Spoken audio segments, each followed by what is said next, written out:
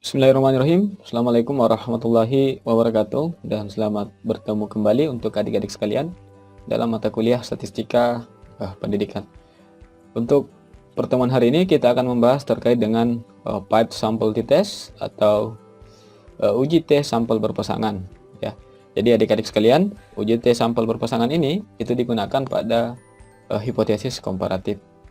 Nah, dalam dunia pendidikan biasanya pada paired sample test ini digunakan ketika pada penelitian eksperimen kalian menggunakan one group pretest post-test design. Artinya apa? Desain yang hanya menggunakan satu kelas. Jadi misalnya adik-adik dalam pendidikan ingin mencari tahu pengaruh model pembelajaran kooperatif terhadap hasil belajar bahasa Indonesia. Nah, ketika adik-adik sekalian menggunakan one group pretest post-test design menggunakan satu kelas atau desainnya seperti ini, ada pretest dan ada post-test. Artinya apa? Kita mencari tahu dulu nilai sebelum diterapkan model kooperatif, kemudian diterapkan model kooperatif, kemudian dicari tahu setelah diterapkan model kooperatif. Nah, jadi yang akan kita bandingkan di sini, yang akan kita komparasikan adalah hasil pretest dan post-test.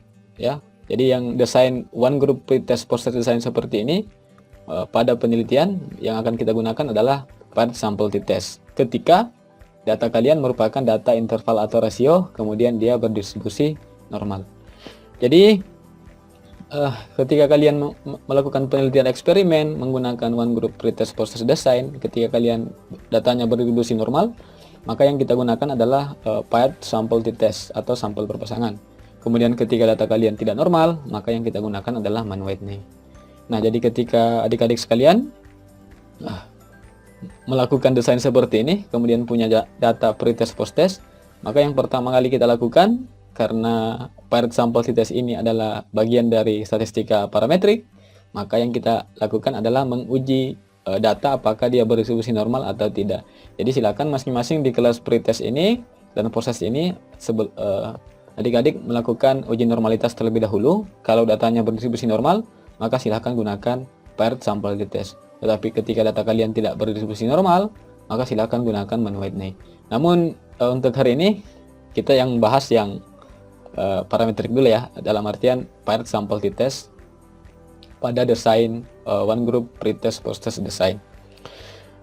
Nah, adik-adik sekalian, kalau adik-adik menggunakan one group pretest post-test design dengan menggunakan satu kelas seperti ini, maka otomatis ada nilai pretest yang disebut sebagai O1, kemudian ada perlakuan model kooperatif, diberikan perlakuan, kemudian setelah perlakuan kita lakukan post-test untuk melihat berapa hasil belajarnya. Nah, pada desain seperti ini otomatis anggapan kita bahwa post-test akan lebih tinggi. Ya, kenapa? Karena memang secara teori kita meneliti terkait dengan pengaruh model kooperatif, berarti kita yakin bahwa antara sebelum dan sesudah, maka yang akan lebih tinggi di sini adalah yang post-test. Karena kalau lebih rendah ini ya, jadi anggapan dasar kita melakukan eksperimen ini bahwa model kooperatif ini itu akan memberikan pengaruh yang positif. Sehingga karena anggapan kita seperti itu, maka hipotesisnya adalah H0-nya harus mengingkari anggapan kita. Dalam hipotesis komparatif, penentuan H0 itu berarti harus mengingkari anggapan. Karena anggapan awal kita bahwa post-test akan lebih tinggi, maka H0-nya adalah rata-rata nilai bahasa Indonesia sebelum diterapkan model kooperatif lebih besar atau sama dengan hasil belajar setelah diterapkan model kooperatif. Jadi kita harus mengingkari anggapan awal kita. Sementara H1 sesuai dengan anggapan kita bahwa rata-rata nilai bahasa Indonesia siswa sebelum diterapkan model kooperatif lebih kecil dibanding setelah diterapkan model kooperatif. Nah, hipotesis statistiknya otomatis menjadi Mu1 lebih besar atau sama dengan Mu2, kemudian H alternatifnya Mu1 lebih kecil daripada Mu2, di mana Mu ini adalah rata-rata hasil belajar, Mu1 berarti rata-rata hasil belajar pretest, kemudian Mu2 adalah rata-rata hasil belajar post-test. Nah, otomatis ketika H0-nya bentuknya lebih besar sama dengan, maka ini disebut sebagai uji pihak kiri. Nah, yang akan kita praktikkan hari ini itu adalah uji pihak kiri ya, pada video berikutnya. Jadi adik-adik jangan kemana-mana, nanti silakan tonton video berikutnya terkait dengan paired sample t-test.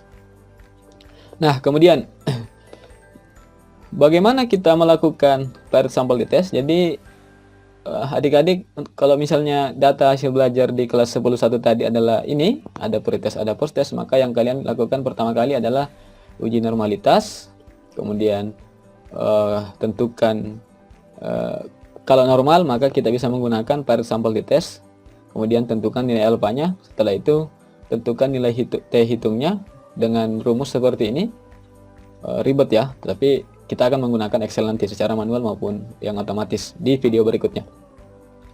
T sama dengan X1 dikurang X2, rata-rata sampel 1 dikurang rata-rata sampel 2, kemudian variansi, kemudian ada simpangan baku, dan ada banyaknya sampel. Setelah kalian menemukan T hitungnya menggunakan rumus ini, maka silakan dibandingkan dengan T table. Untuk video terkait dengan analisis data menggunakan Excel, silakan tonton video berikutnya. Jangan kemana-mana. Saya akhiri. Assalamualaikum warahmatullahi wabarakatuh.